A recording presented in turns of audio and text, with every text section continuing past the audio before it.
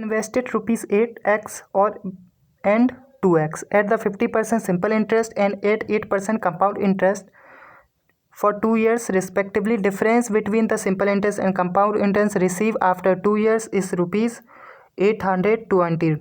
Then find the value of x. तो सबसे पहले हमें कहा जा रहा है कि जो ए व्यक्ति है उसने दो पैसे इन्वेस्ट किए। सबसे पहले एक इन्वेस्ट किया x और दूसरा किया 2x, यानी पहली मनी का दूसरी मनी पहली मनी की 2 गुना है। तो अगर हम इसको 100 रुपये माने तो ये कितने हो जाएगी 200। अपने आप हम लेट कर रहे हैं इस चीज़ को, ठीक है। अब जब लेट किया तो हमें कहा गया कि पहले मनी को जो उसने है सिंपल इंटरेस्ट पे इन्वेस्ट किया वो तो 15% पे किया और 2 ईयर के लिए किया। तो हमने डायरेक्ट सिंपल इंटरेस्ट का फॉर्मूला लगाकर निकाल लिया कि उसका सिंपल इंटरेस्ट कितना आया 30, ठीक है। लेकिन जो दूसरी मनी है जो कि 2 गुना है पहली मनी के, उसको किया गया कंपाउंड इंटरेस्ट पर इन्वेस्ट, वो भी 8% रेट पर।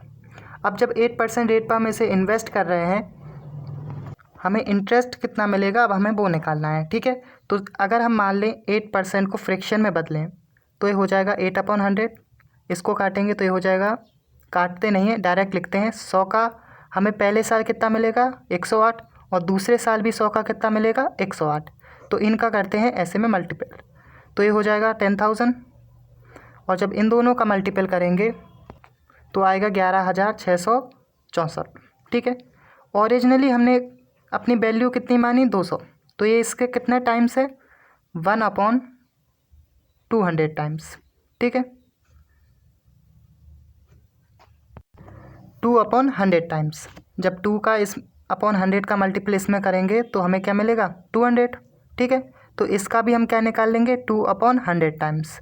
तब हम इसका 2/100 टाइम्स निकालेंगे तो आएगा 8, 12, 3, 3, 2 यानी 233.28। तो ये हमारी वैल्यू क्या आ गई, कंपाउंड हमारा अमाउंट आ गया। अब अमाउंट और प्रिंसिपल में से जब हम माइनस करेंगे तो हमें कंपाउंड इंटरेस्ट मिल जाएगा 33.28। और जब हम इन दोनों के बीच का डिफरेंस निकालेंगे, ठीक है, तो वो कितना आएगा 3.28। ओरिजिनली हमें वो डिफरेंस किसके इक्वल दिया गया है 820 के इक्वल, ठीक है। तो यहाँ से हम निकाल लेंगे 1 की वैल्यू। तो यहाँ से 1 जीरो हटा के यहाँ पे 2 जीरो, 82 इसको काट देगा 4 टाइम्स और 4 इसको काट देगा 25 टाइम्स। तो 1 की वैल्यू आ गई 250 रुपीज़, ठीक है।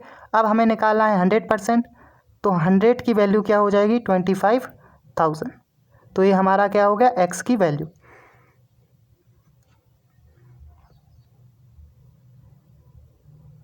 क्योंकि हमने x की वैल्यू क्या मानी थी 100, तो यहाँ पे हमने 100 की वैल्यू क्या निकाली 25,000।